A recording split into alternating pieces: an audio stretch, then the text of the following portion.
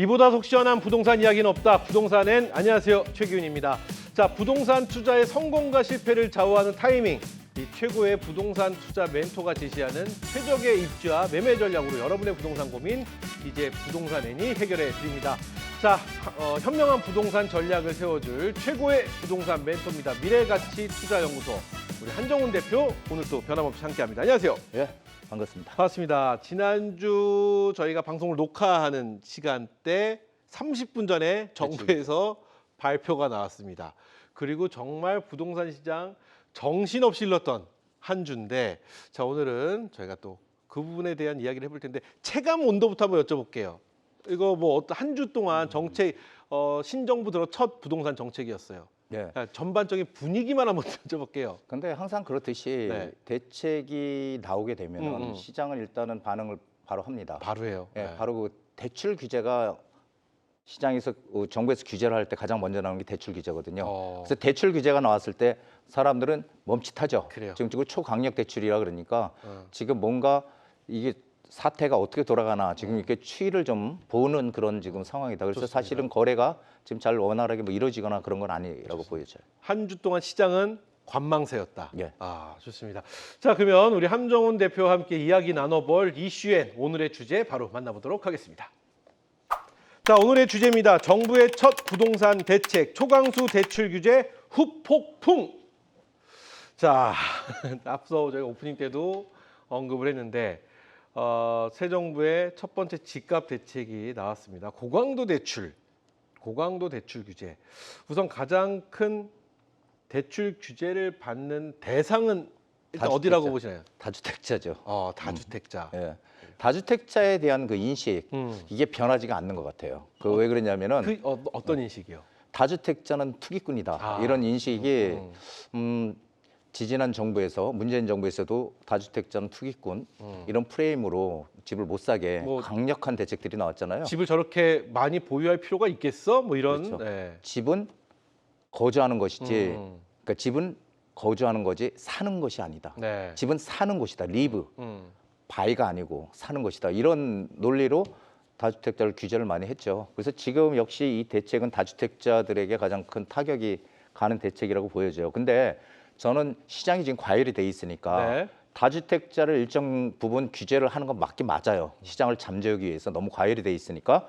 그런데 여기서 지금 보면은 이번에 가계부채 관리 방안에서 가장 피해를 보는 게 다주택자다 이렇게 얘기를 하지만 네. 실제로 실거주할 사람들, 일주택자나 갈아타기를 할 사람들 이런 분들에게도 지금 타격이 크다는 거예요. 왜냐하면 수도권 지역 그리고 규제 지역 내에서 2주택 이상이면 다주택자인가요? 2주택이? 네. 2주택부터 다주택이죠. 그렇죠. 다주택자를 무조건 대출 안 해준다. 전면 금지죠.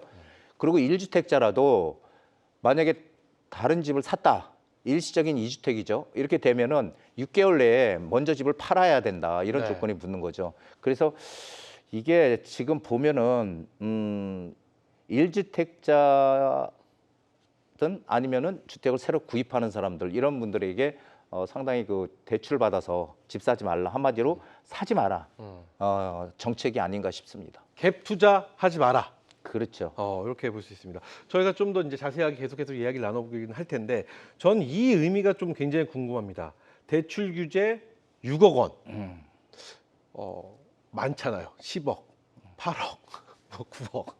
왜 6억 원인지 이 6억 원의 의미가 저는 굉장히 좀 궁금합니다. 6억 원으로 제한한 이유가 네. 도대체 뭘까? 이 갭 투자를 통한 주택 구입 목적, 주담대 6억. 그러니까 6억이 저도 궁금했어요. 6억의 왜 의미가 딱 있어요. 6억인가? 그러니까요. 7억도 아니고 6억, 그러니까요. 뭐 10억. 이게 근데 그 김병환 금융위원장이 네. 이런 얘기를 했습니다. 올해 1분기 서울에서 나간 대출 중에 6억 원 이상 대출을 한 분들이 10% 약간 넘는 수준이라는 거예요. 10%. 10%. 예, 10%가 조금 넘는 수준이다. 그래서 이들 소수죠. 그러니까 사실은 90%는 아니고 6억 미만일 것이고. 예, 네. 그 6억 미만이고 10%가 6억을 이상을 받았다. 그러니까 소수가 주택 가격 상승에 영향을 준다. 그런 논리에서 6억을 갖다가 상한선으로 잡은 것 같아요. 네. 그리고 또 중산층의 한계선이 6억이라는 거예요. 이게 뭐냐면은 30년 만기로 해서 6억을 빌리면 원리금이 약 300만 원, 한 달에 내는 300만 원, 이자가 이자. 300만 원 정도가 나간답니다. 이 금액이 평균 중위소득 가구가 감당할 수 있는 한계치라고 그렇게 얘기를 하고 있어요. 그래서 아, 상당히 좀 심오하게 정했다. 예, 6억이란 기준을 그럼 정책인데. 여러 가지로 네. 예, 하여간 그래서 지금 6억으로 잘라놓은 것 같습니다. 그래요. 우리가 뭐 연봉이나 수입을 생각했었을 때 6억 이상 대출 받았을 때 300만 원이 이자로만 나간다. 부담되죠, 가계에는. 부담되죠. 네, 그렇기 때문에 좀 이 과학적인 나름 뭐라고 할까 정밀하게 좀 검증된 숫자의 6억이 아닌가 싶은데 어찌되었던 또 하나 소득이나 주택 가격과 상관없이 주담대 총액의 한도를 제한한 어떤 전례가 여태가 없는 뭐 그런 상황입니다. 저 뭐라고 할까요? 선거 후보 시절에 네. 이재명 대통령 후보 시절에 그 세금을 활용해서 부동산 정책은 하지 않겠다 이러면서 처음 나온 정책이 초강수 대출 규제입니다. 예. 가장 중요한 건 이거죠. 시장엔 도대체 어떤 영향으로 이게 올 것인가? 부동산 시장에 미치는 영향. 앞서 지금 관망세다 이렇게 보셨는데 지금, 그거는 네. 일주일 동안에 저희가 관찰한 결과고 이제 앞으로 향후 어떤 반응이 올까요? 어떤 상황으로 어떤 영향? 지금 가장 문제가 되고 정부에서 심각하게 생각하는 게 영끌인 것 같아요. 그러니까 영끌, 그렇죠. 한마디로 돈을 끌어모아가지고 영혼까지 끌어모아서 집을 산다. 그러니까 이런 영끌 수요를 차단하는 그런 가능성이 상당히 높아졌다. 그러니까 영끌 시대가 이제 막을 내린다. 네. 이렇게 봐도 과언이 아닐 것 같고요.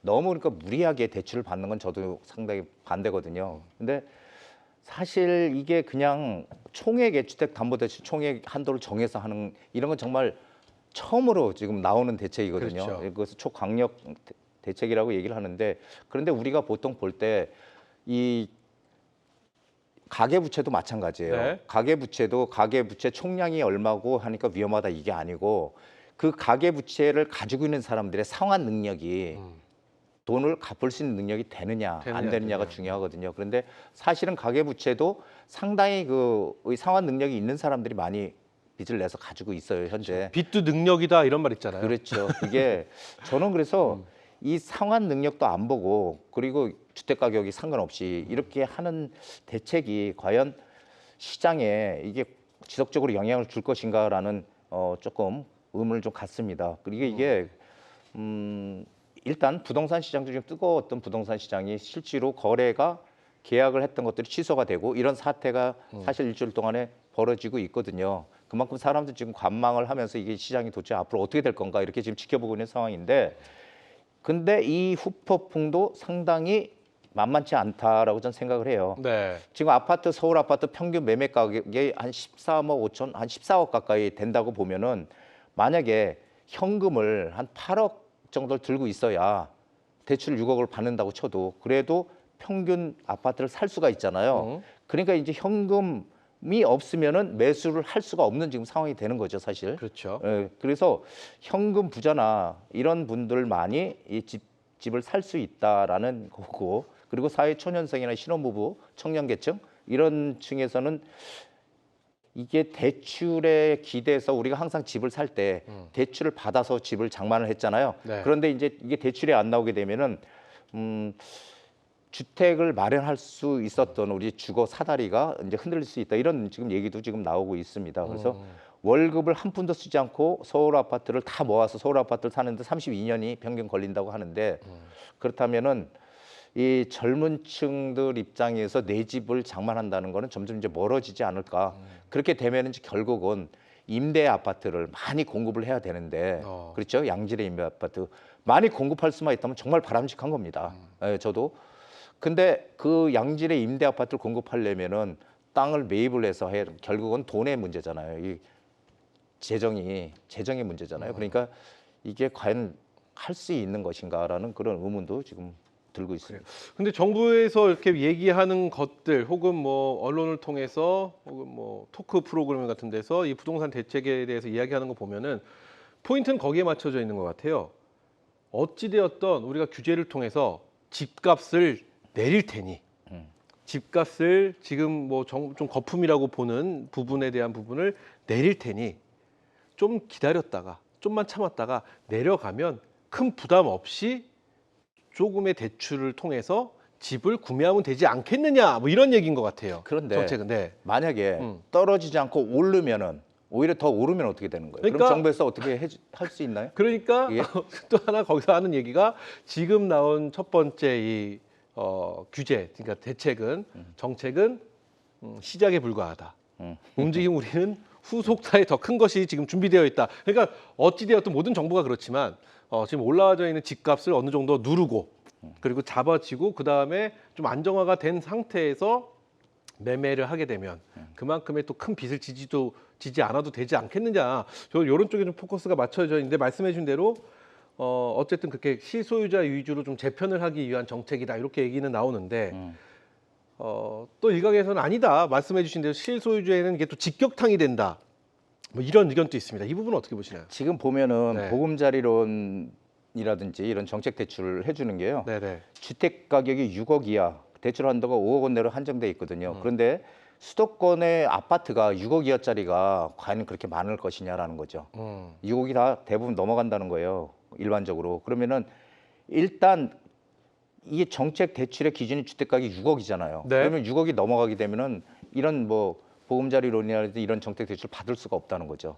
결국은 이게 보면은 사실은 이 신혼 부부라든지 이 실수요자들이 뭔가 좀 다른 이 지금 다주택자들을 겨냥한 그런 네. 정책과는 다른 이원화된 그런 어떤 정책이 나와야 되거든요. 그게 뭐냐면은 이게 뭐 서울부터 서울 외곽 뭐 그다음에 경기도 일부 이런 경기도의 또 중저가 지역들 이런 네. 지역까지 일관적으로 전부 다 규제 적용을 해버리니까 너무 이게 과도하다는 얘기도 있어요. 그래서 사실 너무 급하게 지금 대책이 나왔거든요. 이게 대책이 나와서 아마 거기에 보완책들이 아마 좀 나와줘야 되지 않을까 하는 생각이 좀 들고 있습니다. 지금 말씀을 들어보니까 대표님의 생각이 어느 정도 이 정책에 대해서 이런 생각을 하고 계시는구나라고 느껴지는 바는 분명히 있으나 그건 제 느낌이고요. 네. 정확하게 한번 여쭤보도록 하겠습니다. 대표님은 뭐 정책에 대한 생각보다는 시장에서는 이런 두 가지 양쪽의 의견이 있습니다. 첫 번째는 처음부터 영끌을 해서 집을 산다는 것 자체가 잘못된 일이다.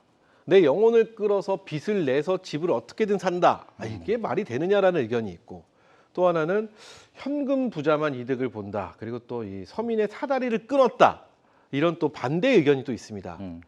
그게 대표님 어떤 생각하십니까? 예, 지금 현재 그 정책을 피는 네네. 이제 거기서 나온 얘기인데요. 그 빚 부담 능력이 안 되는 사람들에게 빚내서 집 사라는 게 바람직한 정책이냐 이렇게 얘기를 하는데 저는 이렇게 반대로 여쭤보고 그래요. 싶어요. 그게 뭐냐면은 일단 반대 의견이란 건 알겠습니다. 예, 네. 그게 네.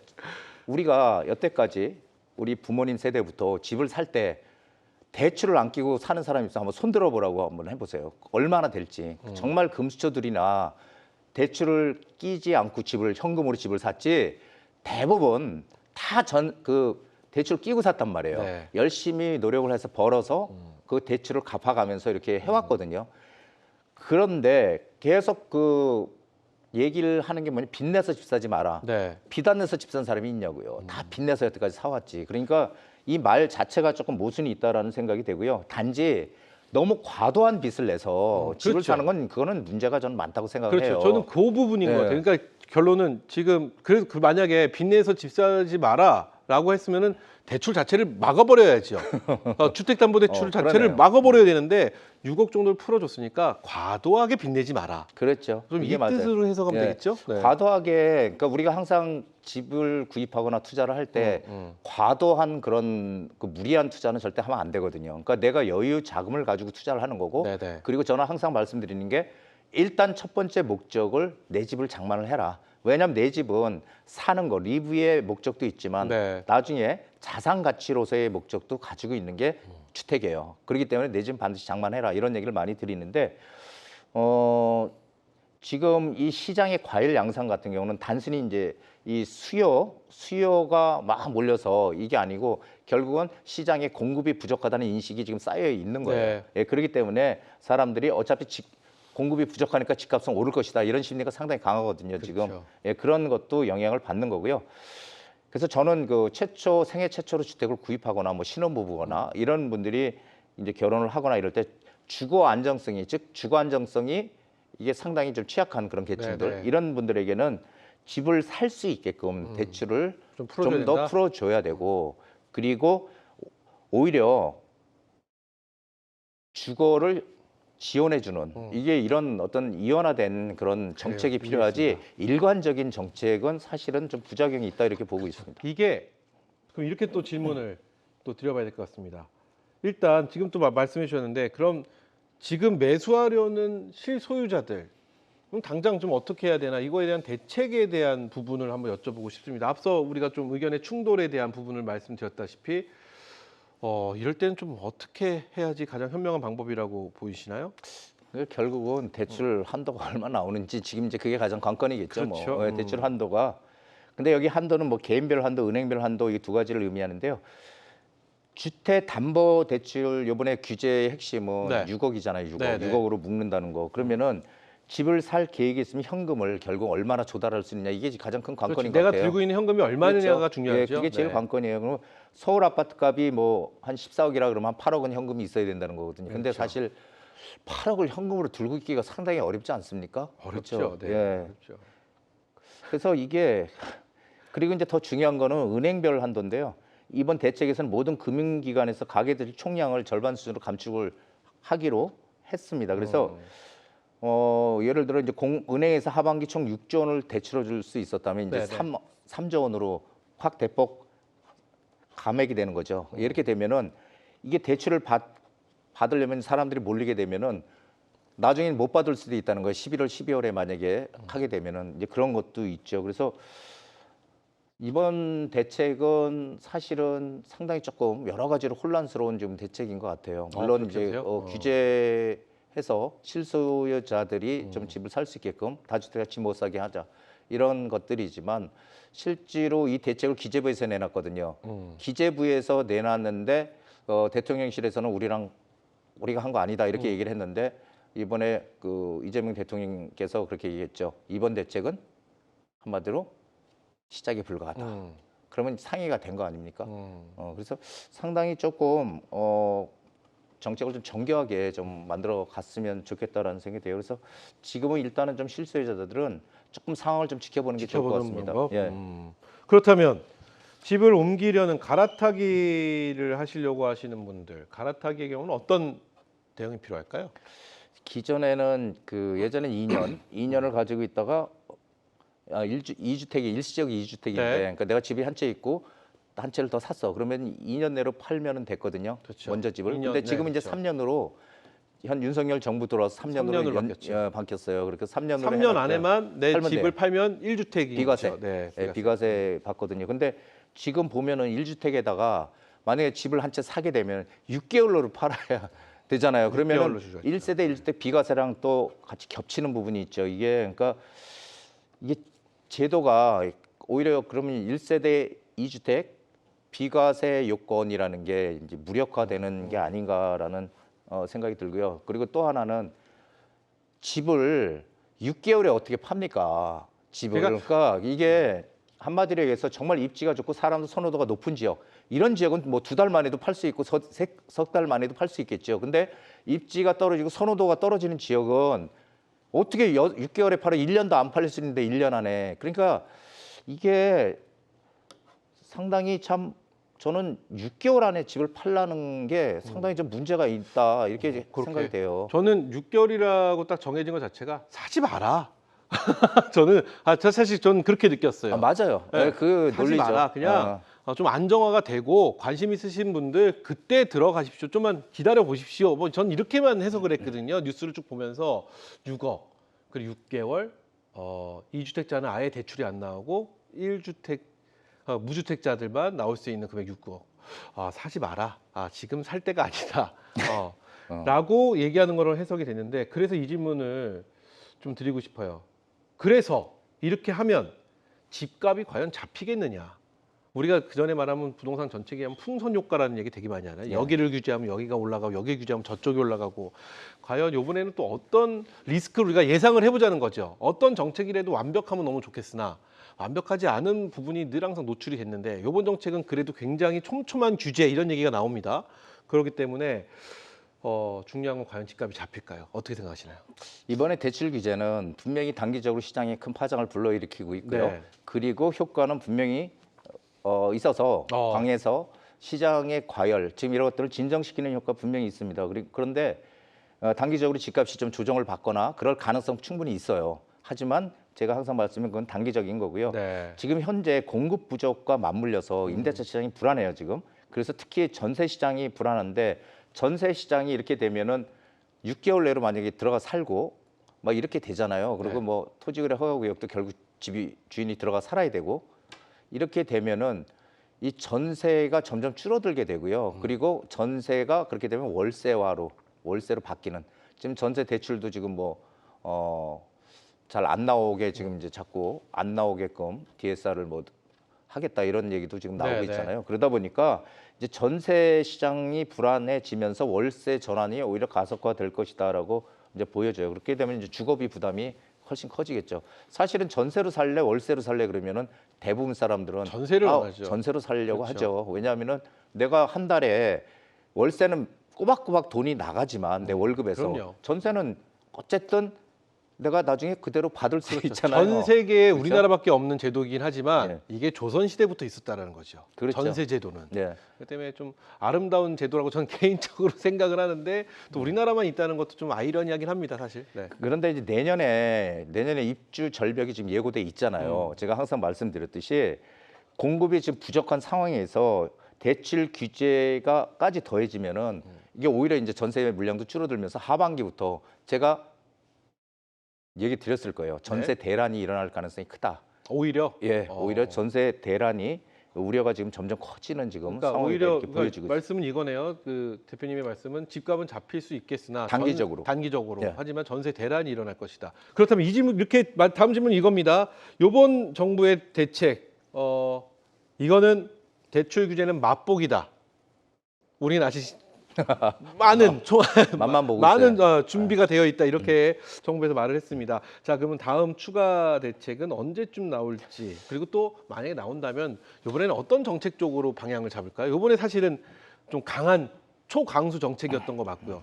깜짝 놀랐던 것도 많습니다. 그렇다면 이 다음 정책은 뭘까? 그리고 어떤 지금 이재명 대통령이 기자회견도 이번에 했잖아요. 네네. 한 달 30일 딱 돼서 근데 저는 상당히 지금 그 국민들의 어떤 신뢰나 이런 것들이 지지율가 높아지고 있다 이렇게 보고 있어요. 그리고 네. 저도 열심히 정부에서 열심히 일을 하려고 하는구나라는 인식은 갖고 있는데 네네. 문제는 결국 처음에 나온 대책이 수요 억제책이에요. 공급이 아니고 수요 억제책. 네. 수요 억제책으로는 집값을 잡지 못한다. 이거는 문재인 정부 때 이미 우리가 학습 효과가 있는 거죠. 그래요? 그때는 정말 뭐 집을 살 때, 가지고 있을 때, 팔 때, 매도할 때 다 세금을 완전 다 중과로 꽁꽁 묶어놨는데 집값은 어떻게 됐습니까? 집값은 계속 올랐죠. 28번 대책이 나왔잖아요. 문재인 정부 때 집값 많이 안 나왔네요. 잡혔죠. 네. 예, 그래서 이미 학습한 바가 있습니다. 그런데 새 정부가 이 내놓은 대책이 이게 지금 바로 금융 쪽에만 그 대출에만 규제를 맞춰서 지금 나왔어요. 그래서 이게 종합적인 공급 확대 대책을 안 내놓는다면 이게 시장에 다시 역효과가 발생할 수 있다라고 생각이 되고요. 그리고 후속 카드로는 역시 그 토지 거래 허가 구역을 더 지정을 하거나 아니면은 뭐 조정 지역 이런 그 규제 지역을 조정 대상 지역 이런 것들을 확대하는 그래요. 이런 정책이 나올 것 같습니다. 그런데 이제 문제는 이런 규제 카드를 갖다가 또 갑자기 확 꺼내면은 우리 지금까지 아시다시피 풍선 효과는 항상 생기게 돼 있어요. 이것도 학습 효과거든요. 네. 여길 묶으면 그 풍선 효과가 생겨서 옆으로 가고 여길 묶으면 또 옆으로 가고 그러면 어떻게 돼요? 나중에 다 묶어야 돼 또. 네. 그럼 공급할 수 있을까요? 그래서 사실은 주택 공급을 늘리는 시장 논리에 따라서 양질의 주택 공급을 늘리는 대책이 나오지 않는 한 지금 추세는 금리가 인하되는 추세죠. 그리고 공급은 부족하다. 이 두 가지의 가장 이 키포인트인데 이것 때문에 집값이 오를 수밖에 없는 구조로 중장기적으로 보면 갈 수밖에 없다라고 저는 생각이 됩니다. 좋습니다. 자, 이렇게 해서 여기까지 오늘의 또 이슈 저희가 만나봤는데요. 또 이슈와 함께 또 한 주도 놓칠 수 없는 무료 세미나가 또 준비되어 있죠. 오늘 어떤 내용으로 이번에는 해주시겠을까요? 현재 부동산 정책 이런 것들과 맞물려서 우리가 어느 쪽으로 움직여야지 네. 이익을 극대화할 수 있는 것인가. 이것은 항상 그때 정책 상황 이런 것들을 봐야 되거든요. 그래서 이번에는 그런 틈새 시장을 노리는 그런 전략을 어떻게 써야 될지 거기에 대해서 확실하게 제가 알려드리는 시간을 준비하겠습니다. 좋습니다. 자, 최고의 부동산 전문가 우리 한정훈 대표가 여러분의 투자 상황과 자금 계획에 맞는 최적의 솔루션을 제시해 드리니까요. 우리 여러분들의 많은 참여 부탁드리겠습니다. 자, 계속해서 최고의 부동산 멘토 우리 한정훈 대표의 또 깊이 있는 분석과 현실적인 조언을 들어볼 수 있는 시간 투자엔 바로 만나보도록 하겠습니다.